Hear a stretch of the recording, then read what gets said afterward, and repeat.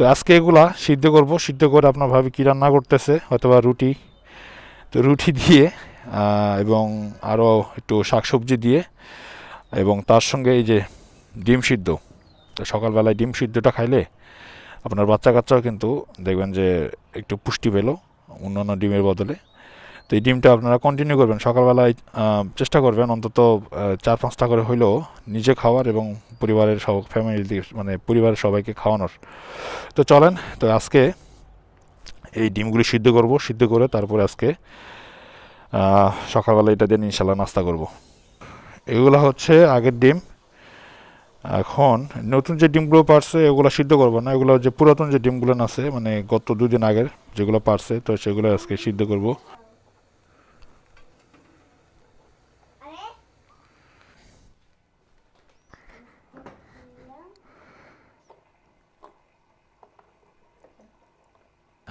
এক একটা মাছের বয়স কিন্তু প্রায় 2 বছরের উপরে। হ্যাঁ, তো এগুলোকে সকালবেলা একটু খাবার দিয়ে দিই।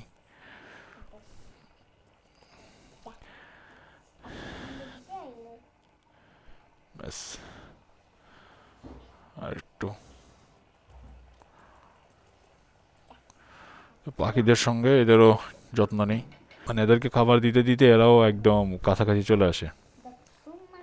তো যেহেতু শীতের সময় এখন পানিতে, যাতে পানি যেন ঠান্ডা না থাকে এই জন্য পানিতে আমি হিটার ব্যবহার করছি। ওই পাশে হিটার লাগানো আছে আর এটা হচ্ছে ফিল্টার আছে, পানিটা যাতে পরিষ্কার হয়, সবসময় যাতে পরিষ্কার থাকে।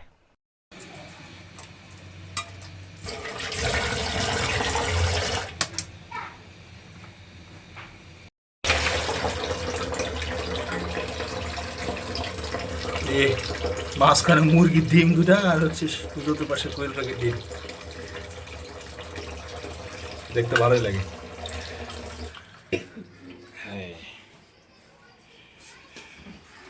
এগুলা হচ্ছে সকালবেলার নাস্তা। তো এরকম সকালবেলা যদি এরকম কোয়েল পাখির ডিম যদি খেতে পারেন, আর আর কিছু লাগে বলেন। তো এরকম বাসার ভিতরে আর এরকম কোয়েল পাখি যদি একটু লালন পালন করেন 8টা থেকে 9টার মতো, তাহলে কিন্তু সকালে এই নাস্তাটা কিন্তু সকালবেলা করতে পারবেন।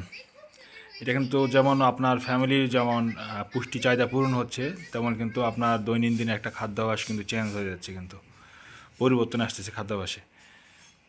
তো ডিম সিলার পরে যে খোসা যেগুলো থাকে এগুলা ছাদে নিয়ে এসছি, যে আমার যে মরিচ গাছ আছে, তো মরিচ গাছগুলোতে দিব। তো ডিমের খোসা দিলে আপনার যে মরিচ যে আছে, মরিচ যেগুলো ধরে, এই মরিচগুলো কিন্তু পড়ে যায় না, কারণ এগুলো কিন্তু গাছের কিন্তু ক্যালসিয়ামের প্রয়োজন আছে। তো যাই হোক, তো আসলে নষ্ট বলতে কোনো কিছু নাই, একটা জিনিস আর একটা কাজে লাগেই। হ্যাঁ, এই ডিমের খোসা কিন্তু কাজে লাগে। তো এগুলা গাছে দিয়ে দিবেন যদি গাছ টাছ থাকে, ছোটো টবে গাছ থাকে। এই যে এখানে দিয়ে দিই। গতকালকে আমি এই যে বীজটা চেঞ্জ করছি, যে কাঠের যে গুঁড়াগুলো ছিল ওগুলো চেঞ্জ করে আমি এরকম গাছে গোড়া দিয়ে দিছি। তো এই যে সেগুলা, এই যে কাঠের গুঁড়াগুলান এখানে দিয়ে দিছি। তো একটা, তো বাসায় কোয়েল পাখি থাকলে শুধু একটা কাজ না, শুধু ওদের পিছে খরচ না, ওদের থেকে অনেক কিছু পাওয়া যায়। আপনার বীজটা যেমন গাছে গোড়ায় দেওয়া লাগতেছে, এটা যেমন ওদের কাঠের গুঁড়াগুলান যেমন আমি পুরাতন হয়ে গেলে গাছে গোড়ায় দিয়ে দিই, এক্সট্রা কোনো সারের প্রয়োজন হয় না। সেম এই যে ডিম খাওয়ার পরে ডিমের যে খোসা যেগুলো আছে এগুলো আমি এরকম গাছে দিয়ে দিই। নাও নাও বাবা, নাও ছোটোটা, নাও ছোটো ডিম। হ্যাঁ হ্যাঁ, ছোটো ডিম খাও। হ্যাঁ, এই তো দেখি, ছোটো ডিম ভালোই লাগে, একবারে হাঁসের ডিমের মতো না মুরগির ডিমের মতো।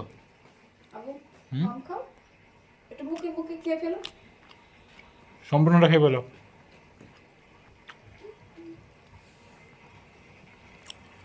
কেমন লাগে, মজা? ও একা 3-4টা খাই। নাও নাও, খাও খাও। ভালো করে চিবিয়ে খাও। না সবাই নাও, বিসমিল্লাহ। নাও আসিফ, নাও খাও। বাবা, সবগুলো খেতে হবে কিন্তু, ঠিক আছে। আর যেটা বলতেছিলাম যে আমরা কিন্তু অন্যান্য ডিমের পাশাপাশি কিন্তু আমাদের যে সকালের যে নাস্তাটা এটা কিন্তু আমরা কোয়েল পাখির ডিম দিয়ে কিন্তু করতে পারি। কারণ এখন বর্তমানে যে অন্যান্য যে ডিমের যে পুষ্টি, সেম পুষ্টি কিন্তু বরঞ্চ তার চাইতে আরও পুষ্টি বেশি পাবেন এই কোয়েল পাখির ডিমে। কারণ এটা কিন্তু নিজে আপনারা যদি 8টা 9টা কোয়েল পাখি যদি পালেন, তো নিজে কিন্তু খাবার দিচ্ছে, নিজে সব কিছু করার পরে কিন্তু ডিমটা কিন্তু উৎপাদন হচ্ছে। তো এটা ডিমের দামও এখন বর্তমানে কম, আর শীতের সময় কিন্তু ডিমের চাহিদাটা একটু বেশি থাকে। প্রতিদিন যদি আপনি এরকম নাস্তার সময় যদি আপনার 4টা 5টা বা 7টা 8টা করে ডিম যদি এরকম রাখতে পারেন, তাহলে আপনার এবং আপনার ফ্যামিলির সবারই কিন্তু এই ডিমের চাহিদাটা কিন্তু পূরণ করতে পারতেছেন।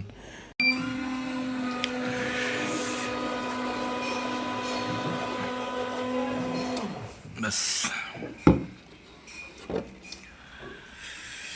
গরম গরম কফি।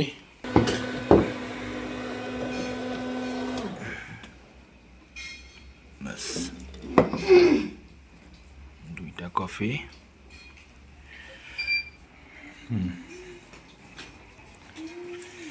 নাও,